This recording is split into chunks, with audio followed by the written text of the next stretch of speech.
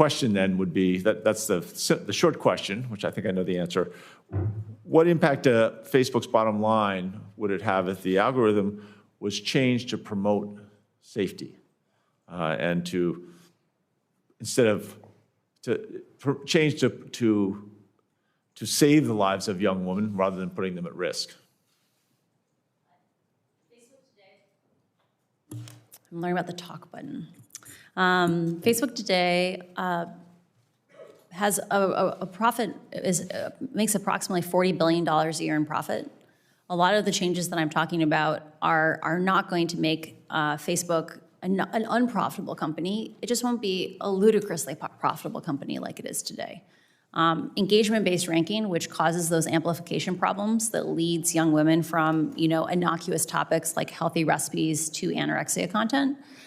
If it were removed, people would consume less content on Facebook, but Facebook would still be profitable. And so I encourage oversight and public scrutiny into how these algorithms work and the consequences of them. Right. Well, and I appreciate that. I'm a former small business owner. I owned started a brew pub back in 1988, and really was always, we worked very hard to look, again, we weren't doing investigations, but we were very sensitive to whether someone had too much to drink, whether we had a frequent customer who was frequently putting himself at risk and others. Obviously, I think the Facebook business model puts, it poses risk to youth and to teens. You compared it to cigarette companies, which I thought was rightfully so. If this, I guess the question is this level of risk appropriate? Or is there a level of risk that would be appropriate? I think there is an opportunity to reframe some of these oversight actions. So when we think of them as these trade-offs of like it's either profitability or safety, I think that's a false choice. And then in reality, the thing I'm asking for is a move from short-termism, which is what Facebook is run under today, right? Is being led by metrics, people, and that with appropriate oversight and some of these constraints, it's possible that Facebook could actually be a much more profitable company 5 or 10 years down the road because it wasn't as toxic, not as many people quit it. But that's one of those counterfactuals that we can't actually test. So regulation might actually make Facebook more profitable over the long term. Right, and that's often the case. I think the same could be said for automobiles and go down the list of all those things. That there's so much pushback in the beginning. I also thought that the question of how do we assess the impact to their bottom line. We had a representative of Facebook in here recently who talked about that 8 out of 10 Facebook users feel their life is better and that their job is to get to 10 out of 10. Maybe this is the 20% that they're missing. I don't know how large the demographic is of people that are caught back up into this circuitous sense of really taking them down into the wrong direction. How many people that is? Do you have any idea? That quote last week was really shocking to me because I don't know if you're aware of this, but in the case of cigarettes, only about 10% of people who smoke ever get lung cancer, right? So the idea that 20% of your users could be facing serious mental health issues and that's not a problem is shocking. I also want to emphasize for people that eating disorders are serious, right? There are going to be women walking around this planet in 60 years with brittle bones because of choices that Facebook made around emphasizing profit today. Or there are going to be women when they're in 20 years who want to have babies who can't because they're infertile as a result of eating disorders today. They're serious. And I think there's an opportunity here for having public oversight and public involvement, especially in matters that impact children. Great. Well, thank you for being so direct on this and for stepping forward. I yield back the floor, Chair. Thanks, Senator Hickenlooper. Senator Cruz. Thank you, Mr. Chairman. Ms. Haugen, welcome. Thank you for your testimony. When it concerns Facebook, there are a number of concerns that this committee and Congress has been focused on. Two of the biggest have been Facebook's intentional targeting of kids with content that is harmful to the children. Mm-hmm. And then secondly, and a discrete issue, is the pattern of Facebook and social media engaging in political censorship. I want to start with the first issue. targeting kids. As you're aware, and as indeed the documents that you provided indicated, Facebook's, according to the public reporting on it, Facebook's internal reports found that Instagram makes, quote, body image issues worse for 1 in 3 teen girls. And additionally, it showed that, quote, 13% of British users and 6% of American users trace their desire to kill themselves to Instagram. Is that a fair and accurate characterization of what Facebook's research concluded? I only know what I read in the documents that were included in my disclosure. That is an accurate description of the ones that I have read. Because Facebook has not come forward with the total corpus of their known research, I don't know what their other things say. But yes, there is documents that say those things. So we had testimony last week in the Senate with a witness from Facebook who claimed that information was not accurate and needed to be in context. Now, of course, she wasn't willing to provide the context, the alleged mysterious context. Do you know of any context that would make those data anything other than horrifying and deeply disturbing? Engagement-based ranking and these processes of amplification, they impact all users of Facebook. The algorithms are very smart in the sense that they latch on to things that people want to continue to engage with. And unfortunately, in the case of teen girls and things like self-harm, they develop these feedback cycles where children are using Instagram as to self-soothe, but then are exposed to more and more content that makes them hate themselves. This is a thing where we can't say 80% of kids are okay. We need to say, how do we save all the kids? The Wall Street Journal reported that Mark Zuckerberg was personally aware of this research. Do you have any information one way or the other as to Mr. Zuckerberg's awareness of the research? We have one of the documents included in the disclosures, it details something called Project Daisy, which is an initiative to remove likes off of Instagram. The internal research showed that removing likes off Instagram is not effective as long as you leave comments on those posts. And yet the research directly presented to Mark Zuckerberg said, we should still pursue this as a feature to launch, even though it's not effective, because the government, journalists, and academics want us to do this. Like it would get us positive points with the public. That kind of duplicity is why we need to have more transparency, and why, if we want to have a system that is coherent with democracy, we must have public oversight from Congress. Do you know if Facebook, any of the research it conducted, attempted to quantify how many teenage girls may have taken their lives because of Facebook's products? I am not aware of that research. Do you know if Facebook made any changes when they got back that 13% of British users and 6% of American users traced their desire to kill themselves to Instagram? Do you know if they made any changes in response to that research to try to correct or mitigate that? I found it very surprising that when Antonia Davis was confronted with this research last week, she couldn't enumerate a 5-point plan, a 10-point plan of the actions that they took. I also find it shocking that once Facebook had this research, it didn't disclose it to the public, because this is the kind of thing that should have oversight from Congress. So when you were at Facebook, were there discussions about how to respond to this research? I did not work directly on issues concerning children. These are just documents that were freely available in the company, so I am not aware of that. Okay. Do you have thoughts as to what kind of changes Facebook could make to reduce or eliminate these harms?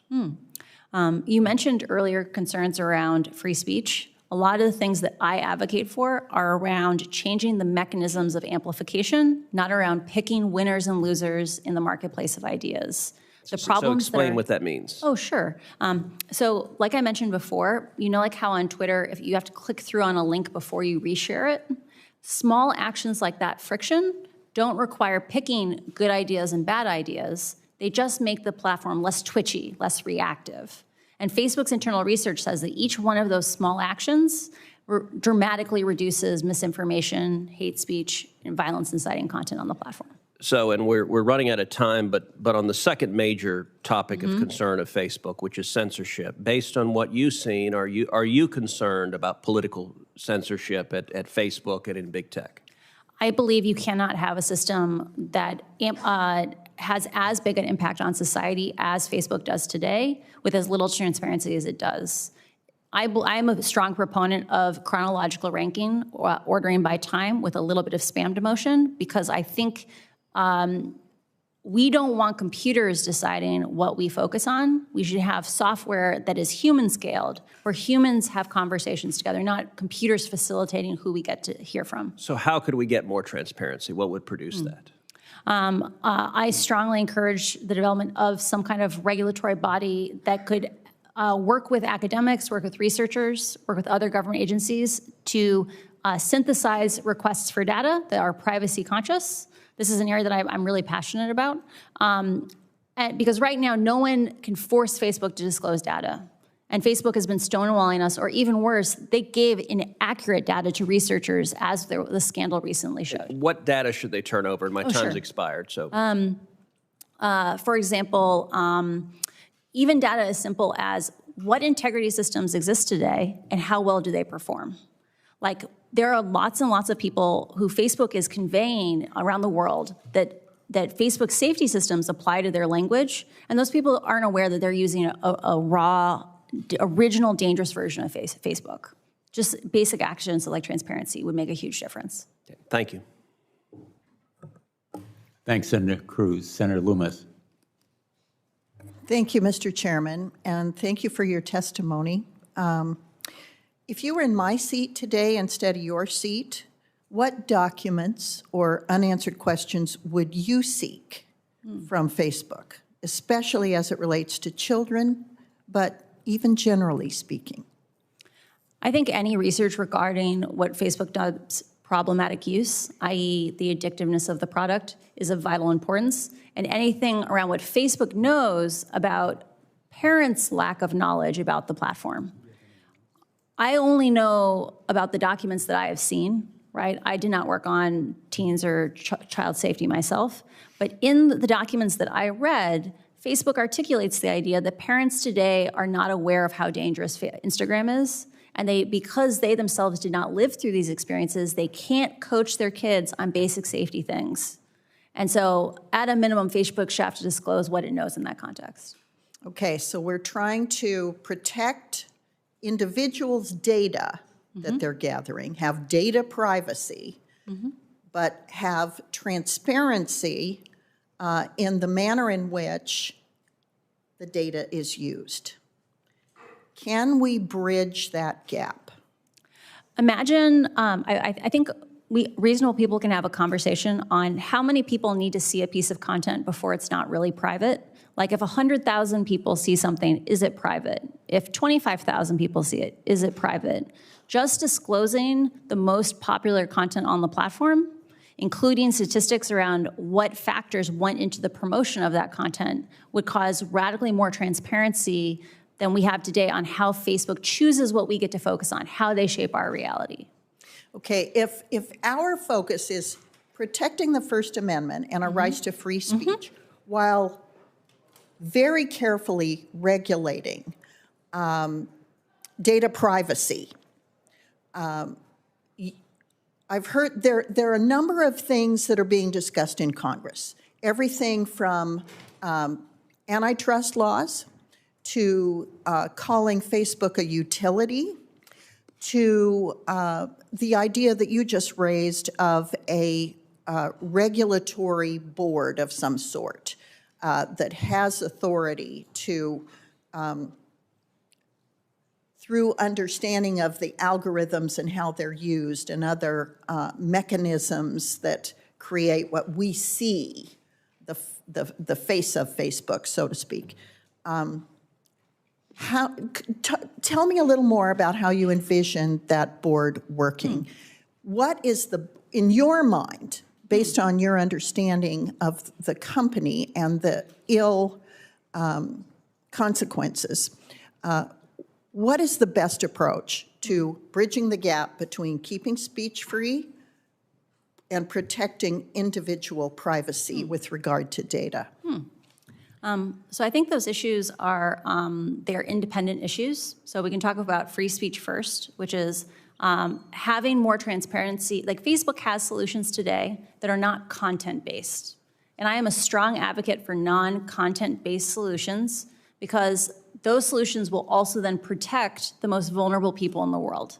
In a place like Ethiopia where they speak 6 languages, if you have something that focuses on good ideas and bad ideas, those systems don't work in diverse places. So investing in non-content-based ways to slow the platform down not only protects our freedom of speech, it protects people's lives. The second question is around privacy, and this question of how can we have oversight and have privacy?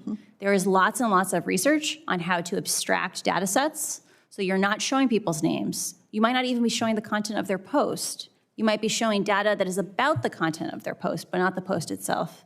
There are many ways to structure these data sets that are privacy conscious, and the fact that Facebook has walled off the ability to see even basic things about how the platform performs, or in the case of their past academic research, releasing inaccurate data, or not being clear about how they pulled that data, is just part of a pattern of behavior of Facebook hiding behind walls and operating in the shadows.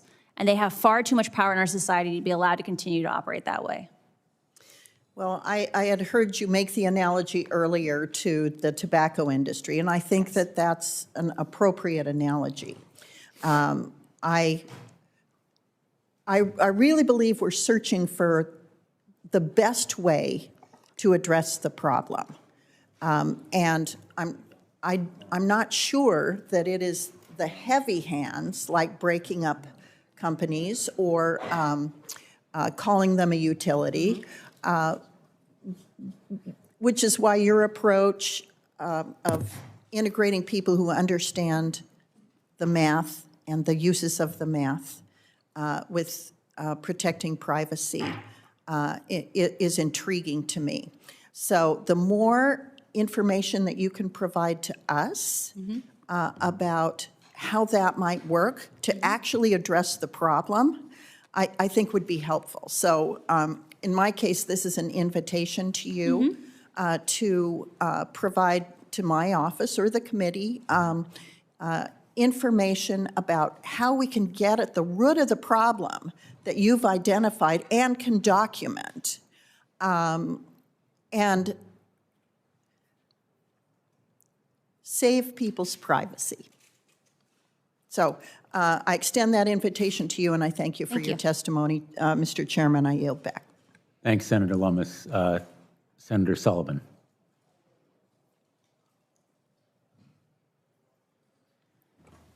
Thank you, Mr. Chairman, and I want to thank our witness here. It's been a good hearing. A lot of information's been learned, particularly on the issue of how this is impacting our kids.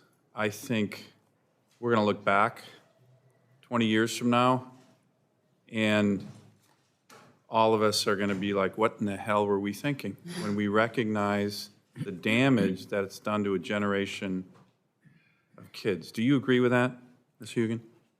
When Facebook has made statements in the past about how much benefit Instagram is providing to kids' mental health, like kids are connecting who were once alone, what I'm so surprised about that is if Instagram is such a positive force, have we seen a golden age of teenage mental health in the last 10 years? Yeah. No, we've seen the opposite, right? We've seen escalating rates of suicide and depression amongst teenagers. And do you think those rates are at least in part driven by the social media phenomenon? There is a broad swath of research that supports the idea that usage of social media amplifies the risk for these mental health harms. So right now, and this hearing is helping illuminate it, we are seeing... And Facebook's own research shows that. Right? Yeah. Say that again, that's important. And Facebook's own research shows that. Right, that kids are saying, I am unhappy when I use Instagram and I can't stop. That if I leave, I'm afraid I'll be ostracized. Right. And that's so sad. So they know that. That's what their research shows. So what do you think drives them to, I had this discussion with the witness last week, and I said, well, you know, I think they called it their timeout or stop. I said, but isn't that incompatible with your business model? Because your business model is more time online, more eyeballs online. Isn't that the fundamental elements of their business model? Facebook has had both an interesting opportunity and a hard challenge from being a closed system. So they have had the opportunity to hide their problems. And like often people do when they can hide their problems, they get in over their heads. And I think Facebook needs an opportunity to have Congress step in and say, guess what? You don't have to struggle by yourself anymore. You don't have to hide these things from us. You don't have to pretend they're not problems. You can declare moral bankruptcy, and we can figure out how to fix these things together.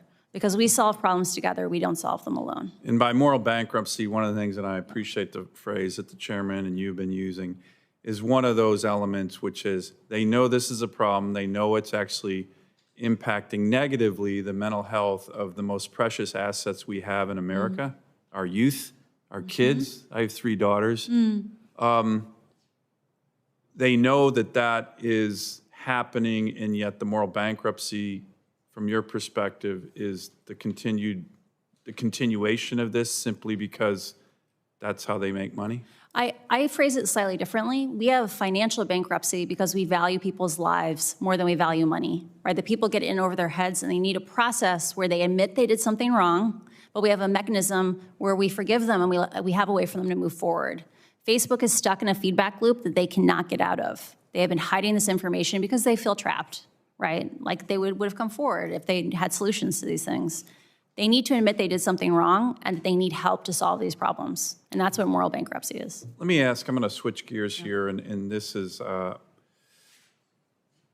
what's your current position right now in terms of its disinformation and counterespionage? My last role at Facebook was in counterespionage. I'm sorry, your last role, okay. Yeah.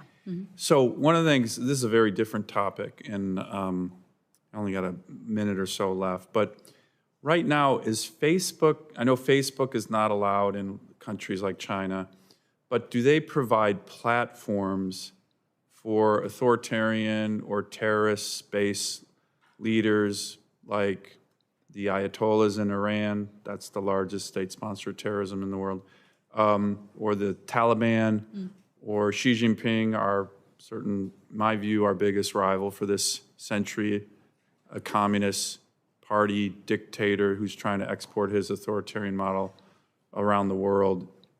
Do they provide a platform for those kind of leaders who, in my view, clearly don't hold America's interests in mind? Does Facebook provide that platform? During my time working with the Threat Intelligence Org, so I was a product manager supporting the counter-espionage team. My team directly worked on tracking Chinese participation on the platform, surveilling, say, Uyghur populations in places around the world, that you could actually find the Chinese based on them doing these kinds of things. So Facebook, yeah. I'm sorry. We also saw active participation of, say, the Iran government doing espionage on other state actors. So this is definitely a thing that is happening, and I believe Facebook's consistent understaffing of the counter-espionage, information operations, and counterterrorism teams is a national security issue, and I'm speaking to other parts of Congress about that. So you are saying, in essence, that the platform, whether Facebook knows it or not, is being utilized by some of our adversaries in a way that helps push and promote their interests at the expense of America's?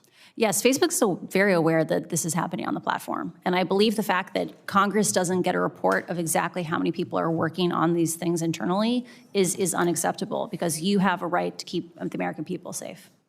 Great, thank you very much. Thanks, Senator Sullivan. You may have just opened an area for another hearing. Sorry, yeah. Yeah, I have strong national security concerns about how Facebook operates today. Well, Mr. Chairman, maybe we should, right? I mean, it's a important issue. I'm not being at all facetious. Thank you for your questions on this topic, and I know you have a busy schedule, but we may want to discuss this issue with you, members of our committee, at least informally, and if you'd be willing to come back for another hearing. That certainly is within the realm of possibility. I haven't consulted the ranking member, but or the chairwoman, but thank you for your honesty and your candor on that topic. Senator Scott. Thank you, Chairman. First off, thanks for coming forward, and thanks for coming forward in a manner that you want to have positive change. So that's not always what happens. Earlier this year, I sent a letter to Facebook and other social media platforms asking them to detail the harmful impacts, including effects on mental health, their platforms have on children and teens. So your reports reveal that Facebook has been clearly fully aware of this for a while. and the harmful impacts, especially on young women. So I think we all agree that's completely unacceptable. And we've got to figure out how we protect the people that are vulnerable in this country from the harmful impacts of Facebook and other social media platforms. So first off, do you think there should be greater consideration for age when it comes to using any social media? I strongly encourage raising age limits to 16 or 18 years old based on looking at the data around problematic use or addiction on the platform and children's self-regulation issues. So I think you addressed this a little bit, but why do you think Facebook didn't address this publicly when they figured it out internally that they were having an adverse impact on young people, especially young women? Why didn't they come forward and say, we've got a problem, we've got to figure this out? I have a huge amount of empathy for Facebook. These are really, really hard questions. And part of why I was saying, I think they feel a little trapped and isolated is the problems that are driving negative social comparison on Instagram. Facebook's own research says Instagram is actually distinctly worse than, say, TikTok or Snapchat or Reddit, because TikTok is about doing fun things with your friends. Snapchat is about faces and augmented reality. Reddit is vaguely about ideas, but Instagram is about bodies and about comparing lifestyles. And so I think there are real questions where like Instagram would have to come in and think hard about their product or about like what is their product about. And I don't think those answers are immediately obvious, but that's why I believe we need to solve problems together and not alone, because collaborating with the public will give us better solutions. So do you think Facebook was trying to mitigate the problem?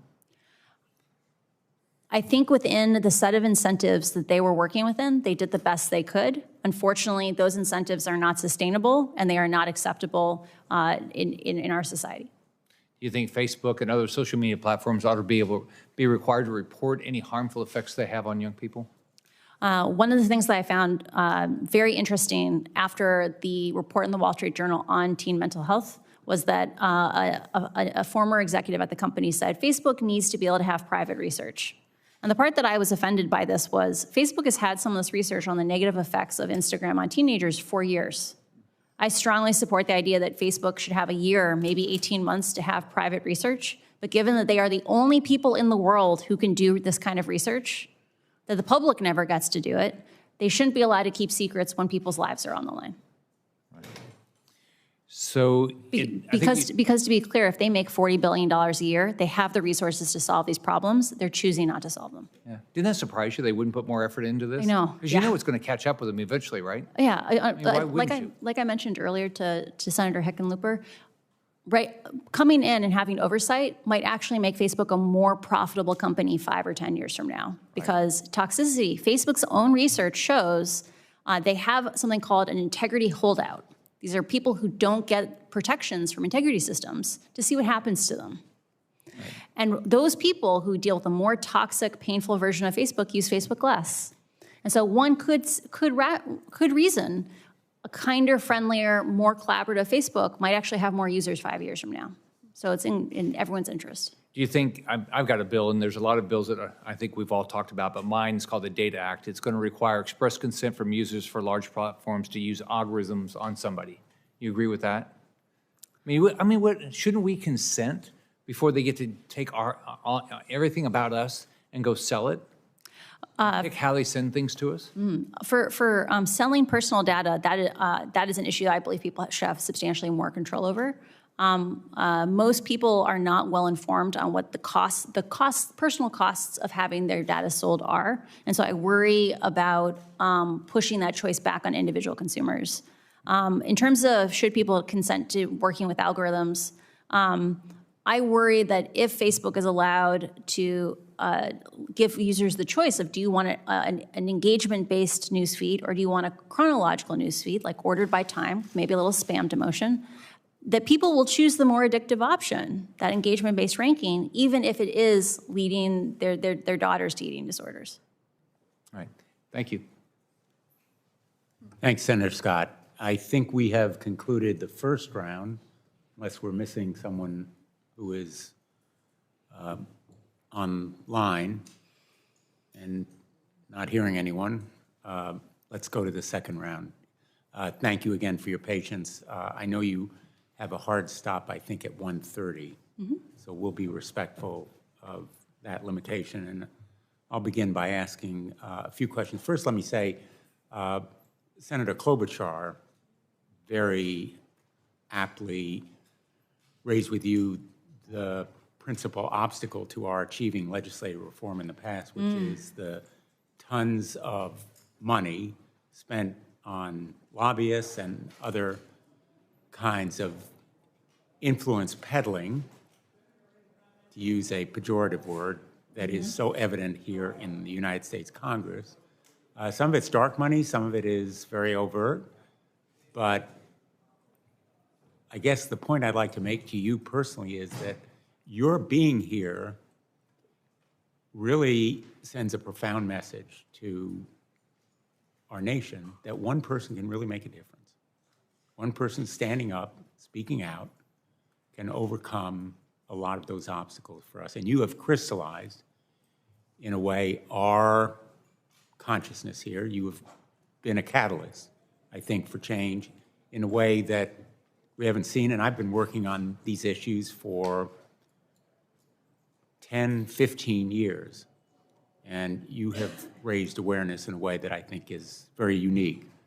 So thank you not only for your risk-taking and your courage and strength in standing up, but also for the effect that it has had. And I also want to make another point, and you can tell me whether I'm correct or not. I think there are other whistleblowers out there. I think there are other truth tellers in the tech world who want to come forward. And I think you're leading by example.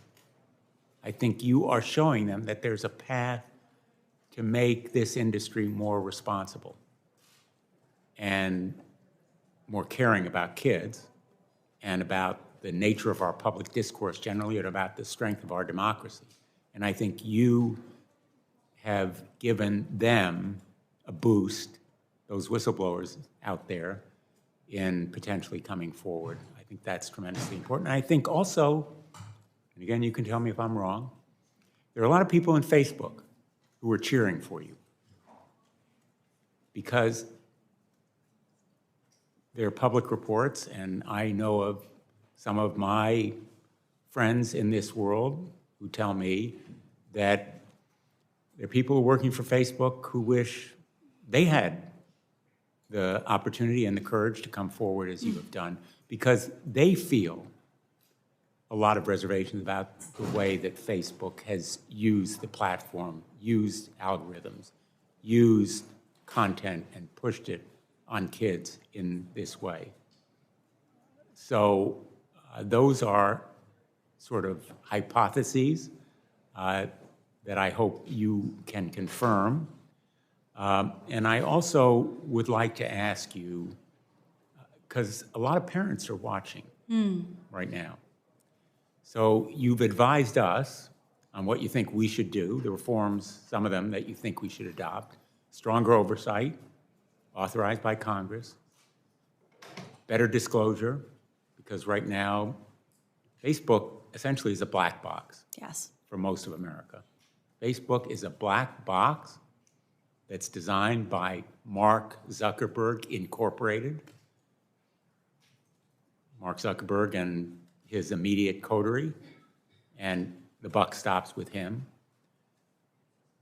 And reform of Section 203, so there's some legal responsibility. So people have a day in court, some kind of recourse legally when they're harmed by Facebook, because right now it has this broad immunity. Most of America has no idea. Essentially, you can't sue Facebook. You have no recourse.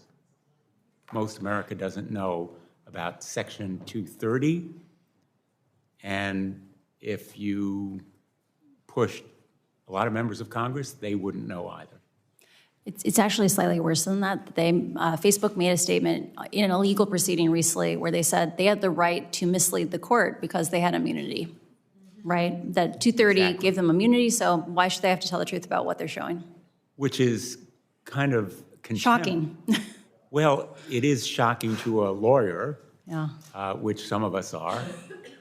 It's also utter disregard and contempt for the rule of law and for the very legal structure that gives them that kind of protection. So it's kind of a new low in corporate conduct, at least in court. So you've provided us with some of the reforms that you think are important, and I think that the oversight goes a long way because it in turn would make public a lot of what is going on in this black box. But for now, since a lot of teens and tweens will be going home tonight, as you've said, to endure the bullying, the eating disorders, the invitations to feel insecure about themselves, heightened anxiety. They have to live with the real world as it exists right now. And they will be haunted for their lifetimes by these experiences. What would you tell parents right now? What would you advise them about what they can do? Because they need more tools.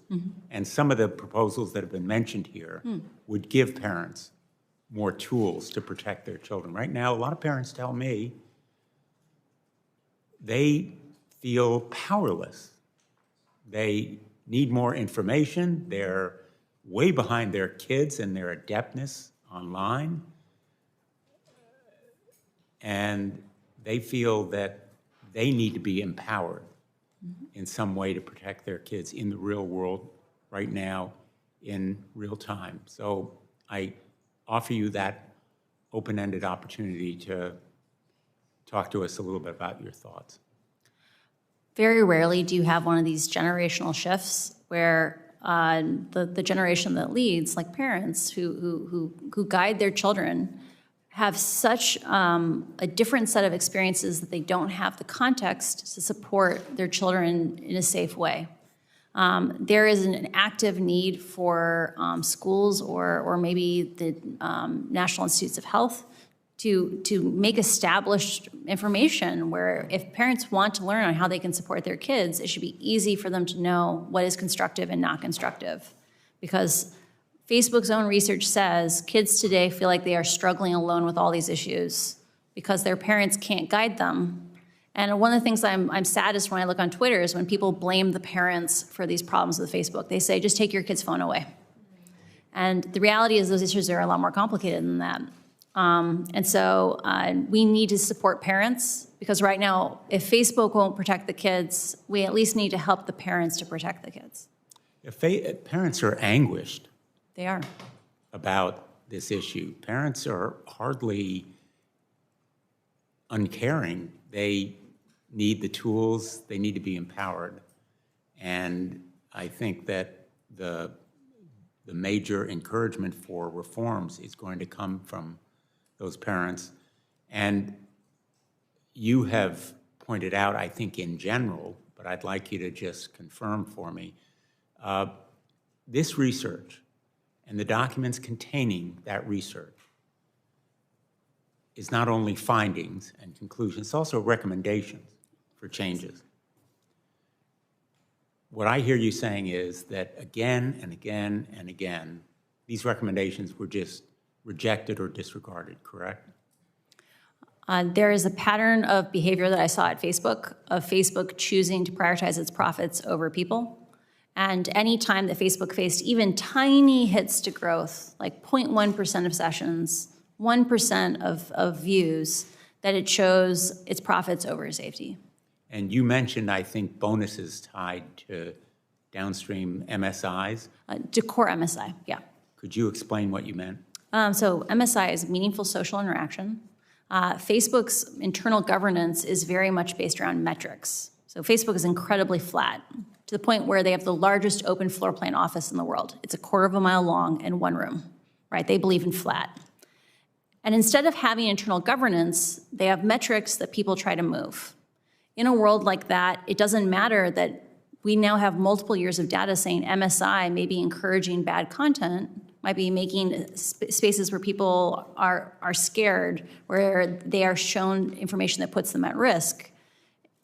it's so hard to dislodge a ruler like that, a yardstick, that you end up in the situation where, because no one is taking leadership, like no one is intentionally designing these systems, it's just many, many people running in parallel, all moving the metric, that these problems get amplified and amplified and amplified, and no one steps in to bring the solutions.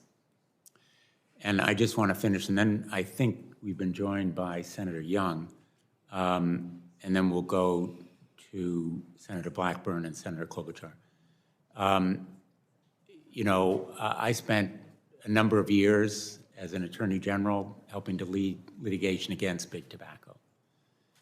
And I came to hear from a lot of smokers how grateful they were, ironically and unexpectedly, that someone was fighting big tobacco, because they felt they had been victimized as children.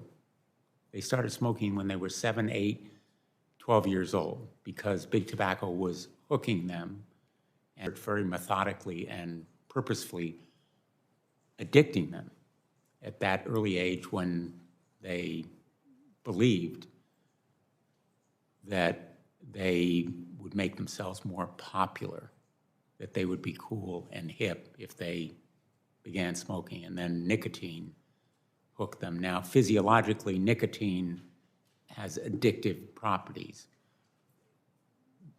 What is it about Facebook's tactics of hooking young people that makes it similar to what big tobacco has done?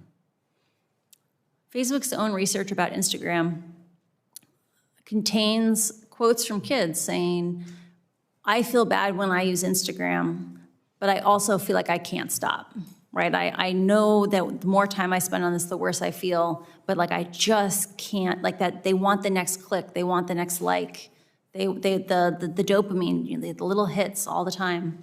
And I feel a lot of pain for those kids, right? Like they say they fear being ostracized if they step away from the platform.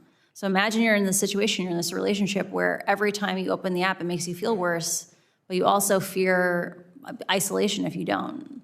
I think there's a huge opportunity here to make social media that makes kids feel good, not feel bad, and that we have an obligation to our youth to make sure that they're safe online. Thank you. Senator Young?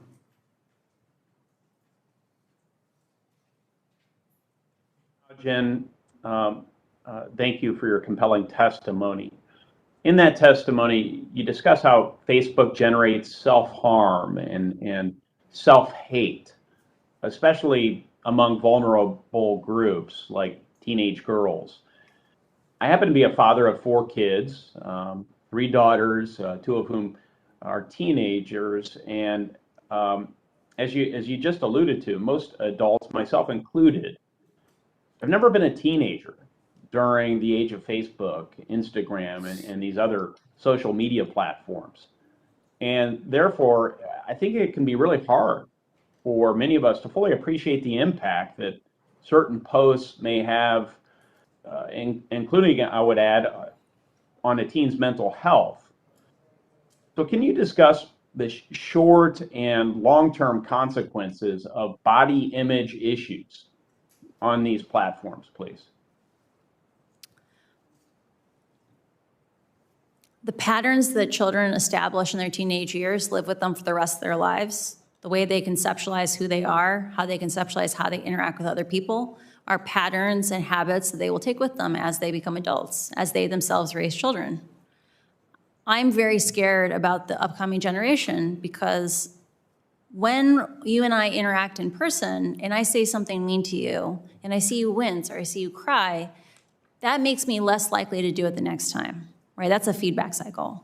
Online kids don't get those cues, and they learn to be incredibly cruel to each other, and they normalize it. And I'm scared of what will their lives look like where they grow up with the idea that it's okay to be treated badly by people who allegedly care about them. That's a scary future. Very scary future.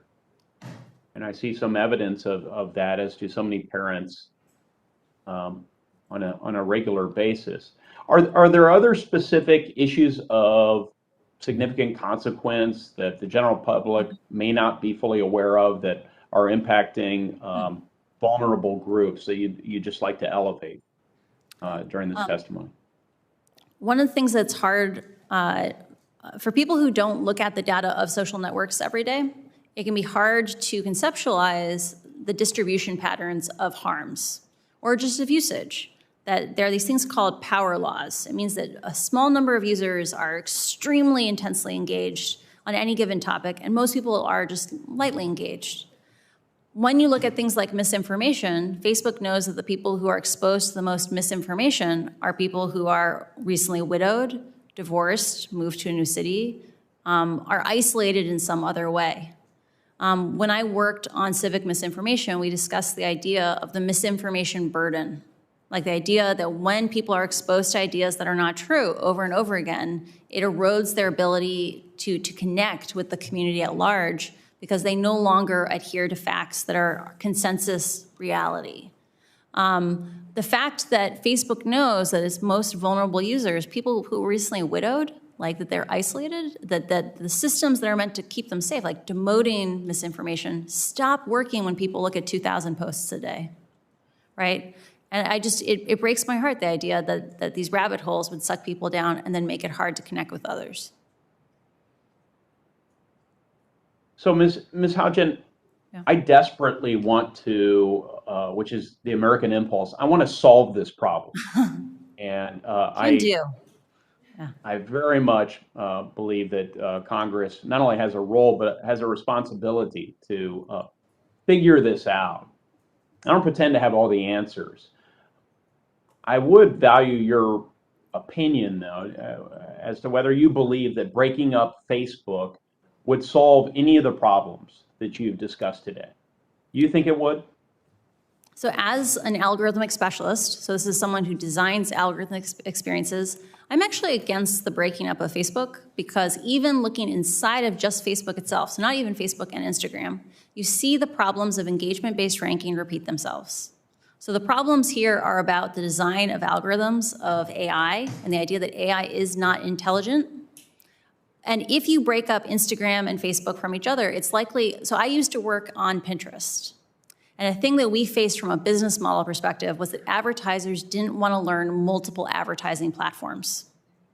That they wanted to learn, they got one platform for Instagram and Facebook and whatever, and learning a second one for Pinterest, Pinterest made radically fewer dollars per user.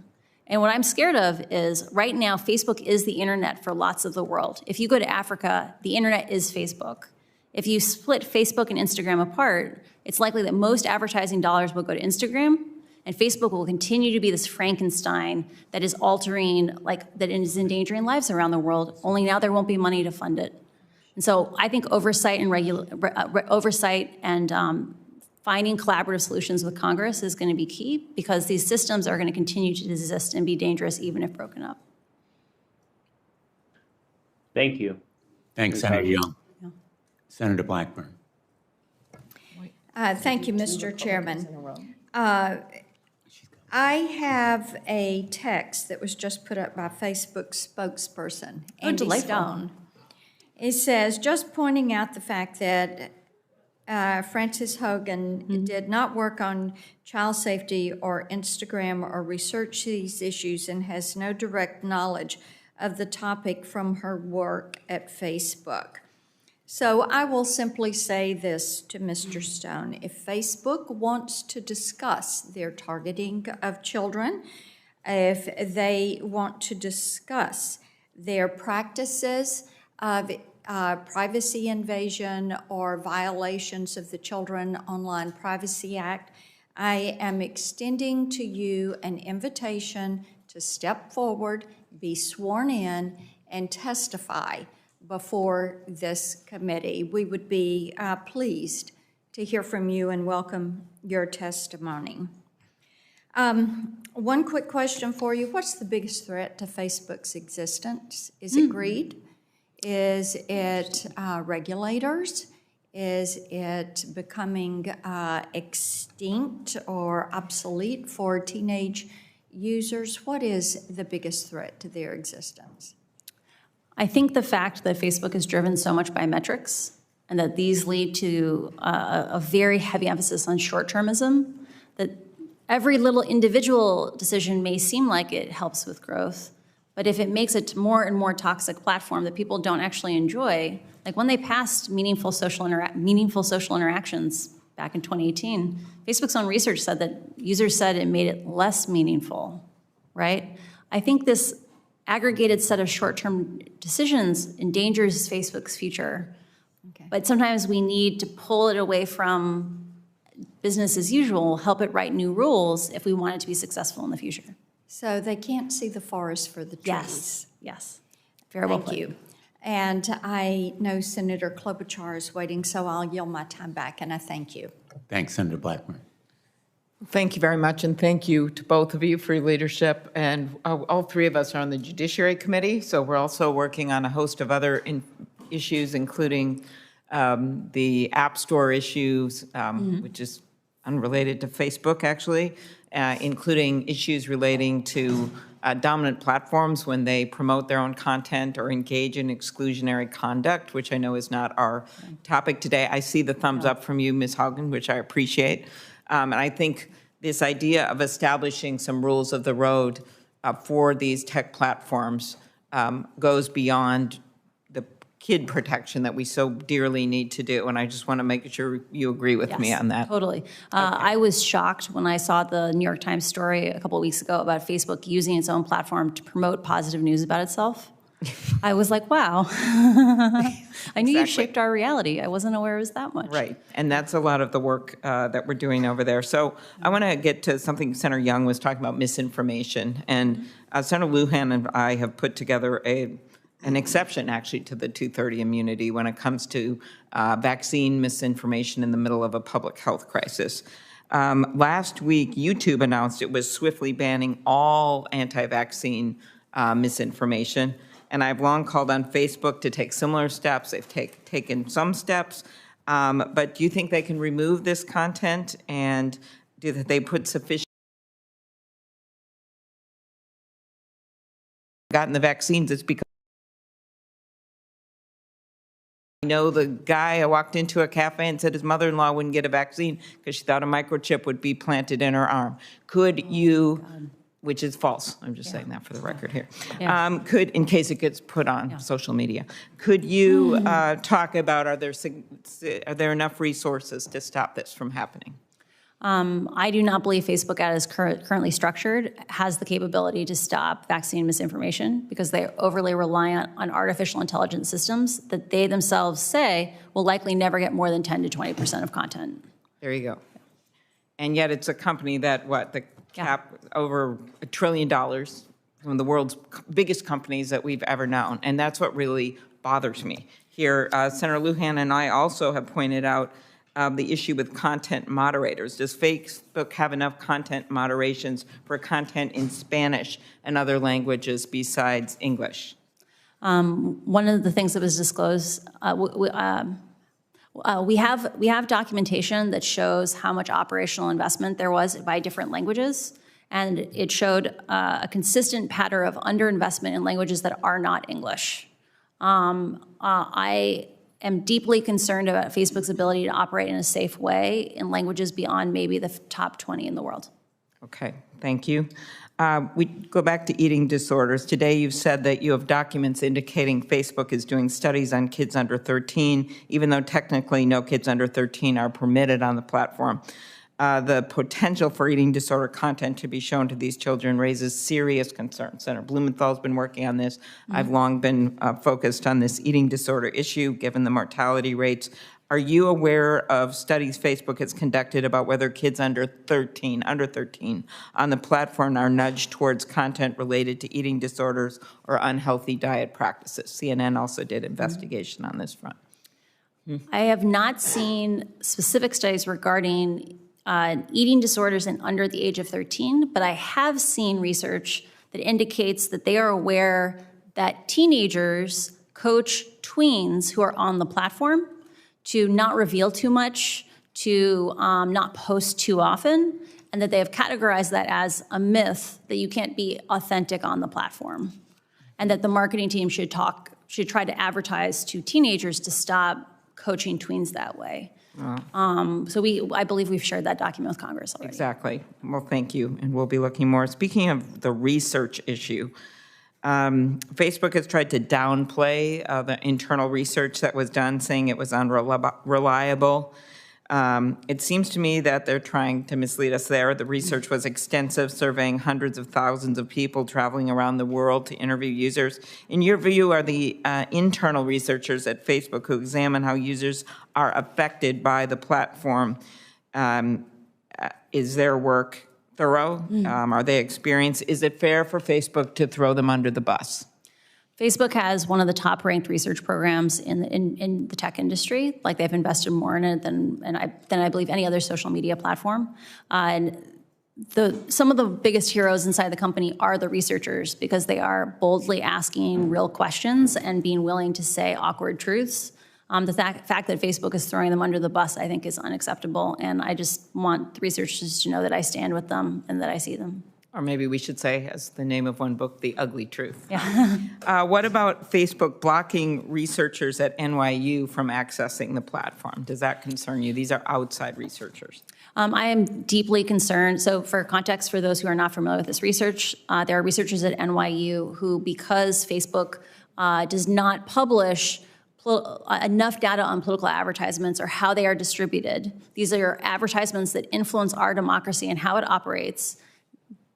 They created a plugin that allowed people to opt in, to volunteer, to help collect this data collectively, and Facebook lashed out at them and even banned some of their individual accounts. The fact that Facebook is so scared of even basic transparency that it goes out of its way to block researchers who are asking awkward questions shows you the need for congressional oversight and why we need to do federal research and federal regulations on this. Very good. Thank you. Thank you for your work. Thanks, Senator Klobuchar. Senator Markey. Thank you. Thank you, Mr. Chairman. Thank you for your incredible leadership on this issue. As early as 2012, Facebook has wanted to allow children under the age of 12 to use its platform. At that time, in 2012, I wrote a letter to Facebook asking questions about what data it planned to collect and whether the company intended to serve targeted ads at children. Now, here we are 9 years later, debating the very same issues. Today, Ms. Hogan, you've made it abundantly clear why Facebook wants to bring more children onto the platform. It's to hook them early, just like cigarettes, so that they become lifelong users, so Facebook's profits increase. Yet, we should also ask why in the last 9 years has the company not launched Facebook for Kids or Instagram for Kids? After all, from the testimony here today, Facebook appears to act without regard to any moral code or any conscience, or instead puts profit above people, profit above all else. The reason why Facebook hasn't officially permitted kids 12 and under to use its platform is because the Child Online Privacy Protection Act of 1998 that I'm the author of exists. Because there is a privacy law on the books, which I authored, that gives the Federal Trade Commission regulatory power to stop websites and social media companies from invading the privacy of our children, 12 and under. That's why we need to expand the Child Online Privacy Protection Act. That's why we need to pass the KIDS Act that Senator Blumenthal and I have introduced, and why we need an Algorithmic Justice Act to pass, because the absence of regulation leads to harming teens, stoking division, damaging our democracy. That's what you've told us today. So, Ms. Hogan, I want you to come back to the protections that you are calling on us to enact. This isn't complicated. We're going to be told online all day with these paid Facebook people, oh, Congress can't act. They're not experts. It's too complicated for Congress. Just get out of the way. You're not experts. Well, this isn't complicated. Facebook and its big tech lobbyists are blocking my bills to protect kids because it would cost them money. That's how complicated it is. So let's start with the KIDS Act that Senator Blumenthal and I that would ban influencer marketing to kids. Today's popular influencers peddle products while they flaunt their lavish lifestyles to young users. Can you explain how allowing influencer marketing to teens and children makes Facebook more money?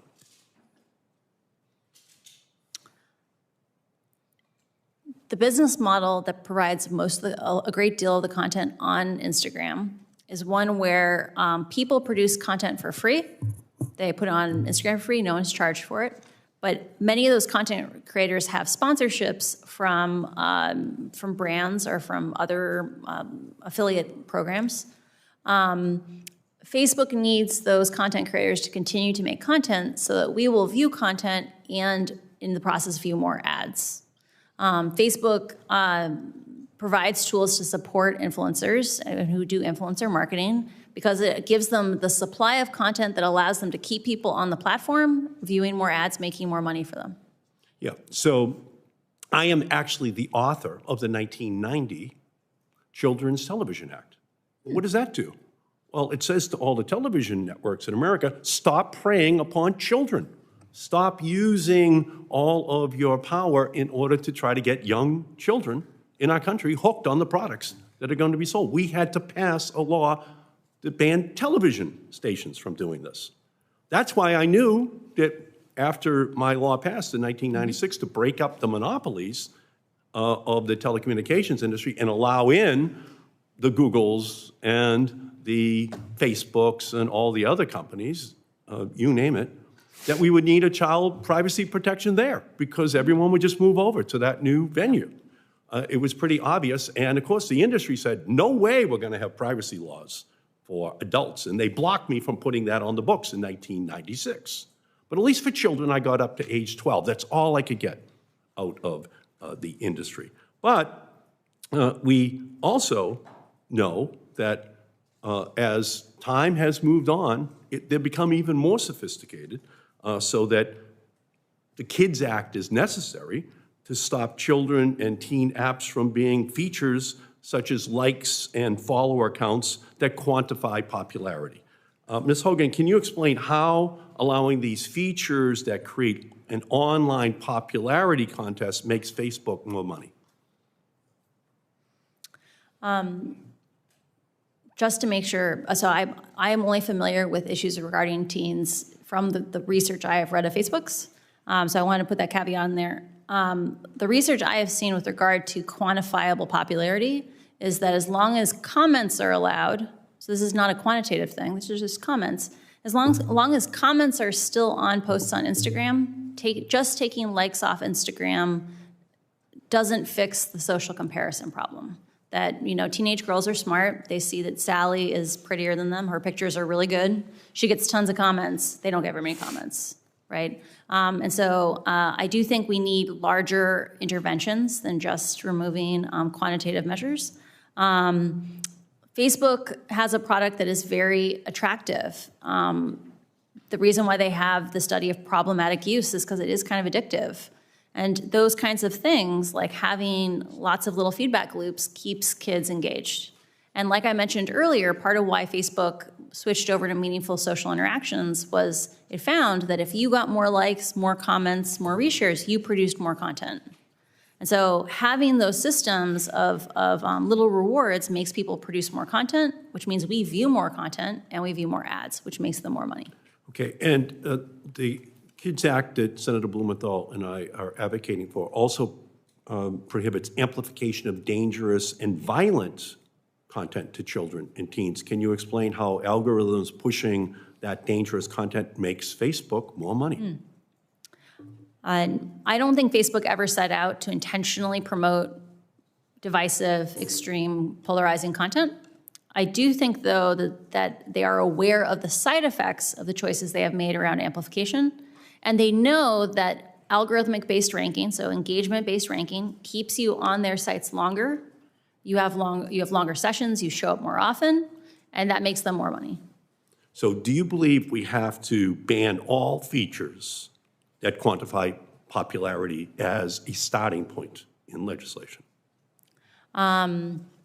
As I covered before, the internal research I've seen is that removing things like likes alone, if you don't remove things like comments, doesn't have a huge impact on social comparison. So I do believe we need to have a more integrated solution for these issues. Okay. Should we ban targeted advertisements to children? I strongly encourage banning targeted advertisements to children. And we need to have oversight in terms of, I think the algorithms will likely still learn the interests of kids and match ads to those kids, even if the advertiser can't articulate, I want to target on this interest. Right. How much money does Facebook make from targeting children? I don't know what fraction of their revenue comes from children. Okay, so ultimately, children are not commodities. No. They've always been given, historically, special protections. That's what the Children's Television Act of 1990 is all about. They've always been given this special safety zone so that children can grow up without being preyed upon by marketers.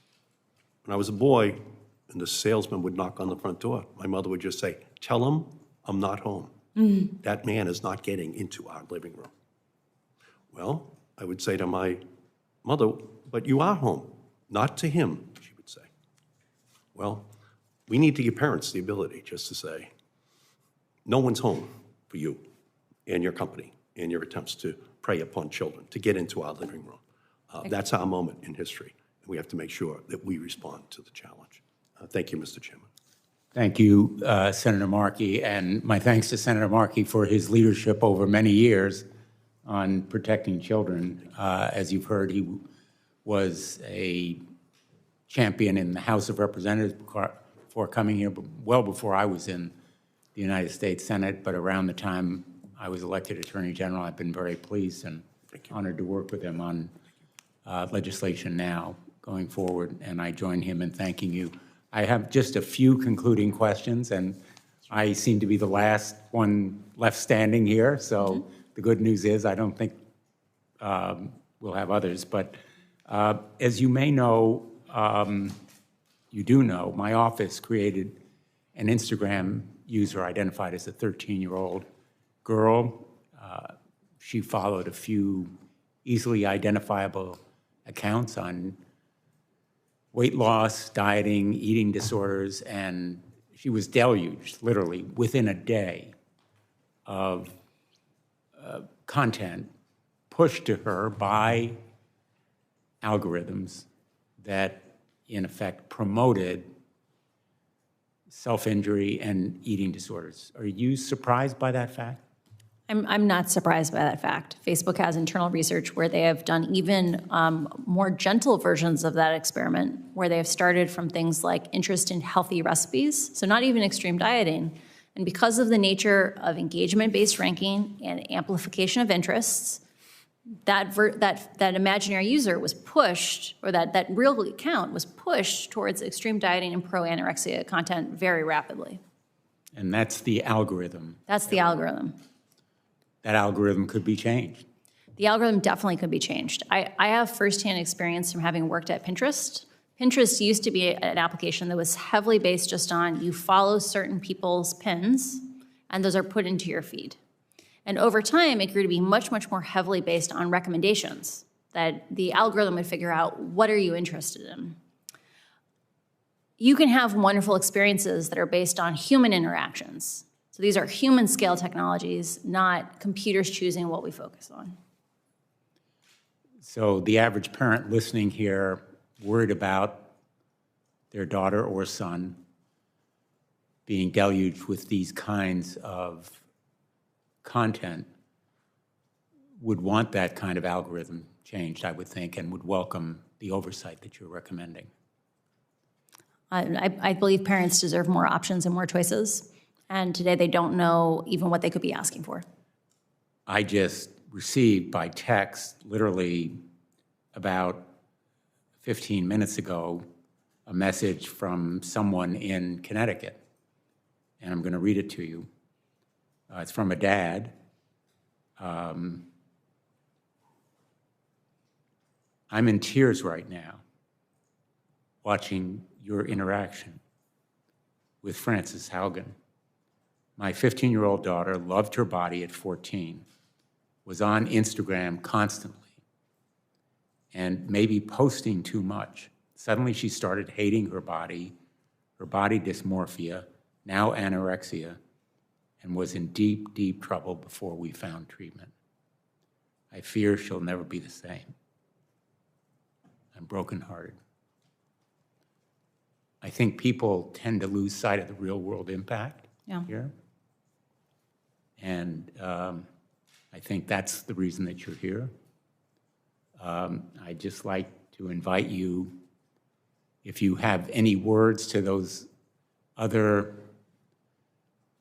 employees at big tech, the workers who may be troubled by the misconduct or unethical conduct that they see, what you would tell them. We live in a pattern that we have seen throughout time with regard to technologies is that humans are very crafty people. Like we find interesting solutions, but we often get out over our skis, right? We develop things that are of a larger scale than we really know how to handle. And what we have done in the past is when we see this happen, we take a step back and we find institutions and we find frameworks for doing these things in a safe way. We live in a moment where whistleblowers are very important because these technological systems are walled off. They are very complicated. They're things that you need to be a specialist to really understand the consequences of. And the fact that we've been having the exact same kinds of false choice discussions about what to do about Facebook, is it about privacy or oversight? Is it about censorship or safety? Like the fact that we're being asked these false choices is just an illustration of what happens when the real solutions are hidden inside of companies. We need more tech employees to come forward through legitimate channels like the SEC or Congress to make sure that the public has the information they need in order to have technologies be human-centric, not computer-centric. Thank you. On that note, we'll conclude.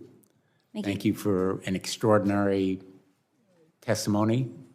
I think that anybody watching would be impressed and much better informed. And you've done America a real public service, I think. Thank you. The record will remain open for for 2 weeks. Any senators who want to submit questions for the record should do so by October 19th. This hearing is adjourned. Thank you.